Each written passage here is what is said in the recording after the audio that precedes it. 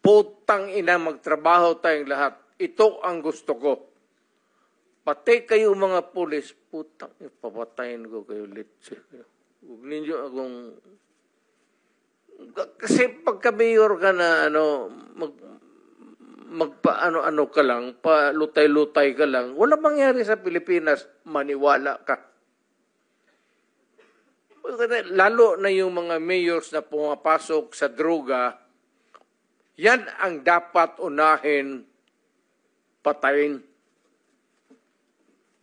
Mr. Chair. Thank you, Mr. President. So what I'm getting, Mr. President, is that yung imperfection noong ating programa na War on Drugs, nakabase po doon sa ilang mga local government units na wala ho talagang totoong political will para labanan ito dahil binabanggit nyo nga po, marami or may ilan sa mga LGUs ang pananaw ay ma-re-elect lang. Re-election. Hindi talaga durugin. Ayaw magkaroon ng problema sa re-election niya. Yung iba naman, takot. Lalo na sa probinsya. Lalo na yung nagninegosyo ng droga, may mga baril, tapos may tao. Mr. Chair, with the permission of Senator Villanueva, quick interjection. Yes, Senator Ontiveros is recognized. Salamat kayo, Mr. Chair. Salamat, Senator Villanueva. Just to make of record na sinabi ng dating presidente na yung mga mayor na suspected na involved sa drugs dapat patayin. That is not an acceptable statement ng isang naging presidente tungkol sa mga naging kasama niyang nagtatrabaho sa gobyerno ng mga mayors.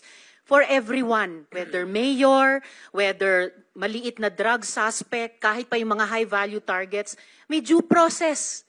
And the president of all, dapat ang nag-uphold niyan. So unacceptable po sabihin na ang mga mayor na drug suspect ay dapat patayin. For the record, Mr. Okay, Chair. ma'am. Ganito yan.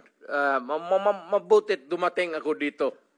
Pasalamat talaga ako para lumabas, ilabas na lang natin yung totoo. Alam mo, pagka-mayor, pagka-sindikato, hindi mo matanggal yan. Hindi mo basta-basta matanggal yan.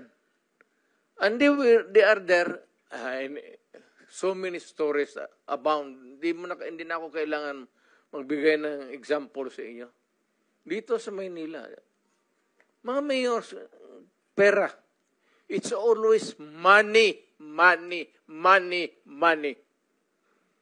Kaya pagka nandyan, either they are in cahoots with the law enforcers or yung ibang mayor takot. Yung sa probinsya, kung magka-mayor ka, kaya wag kayo, may nakikinig ngayon, wag kayo magpili ng mayor na pitsugin. Kasi wala talagang mangyari. Pagka mayroong mga sindikato,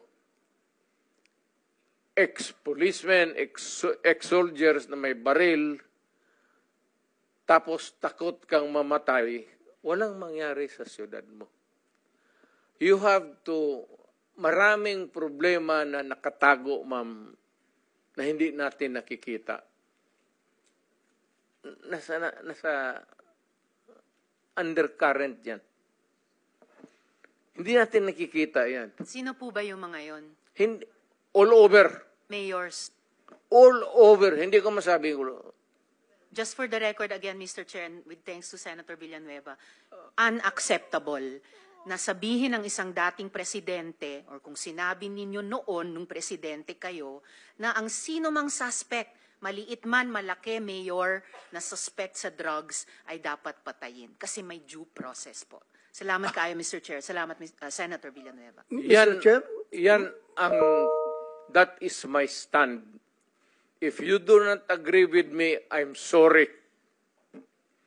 But I'm dealing with a serious problem of my country.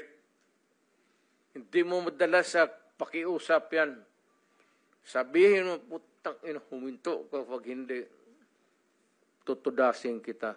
Yun ang, lalo ng pulis. Putang ina itong mga pulis.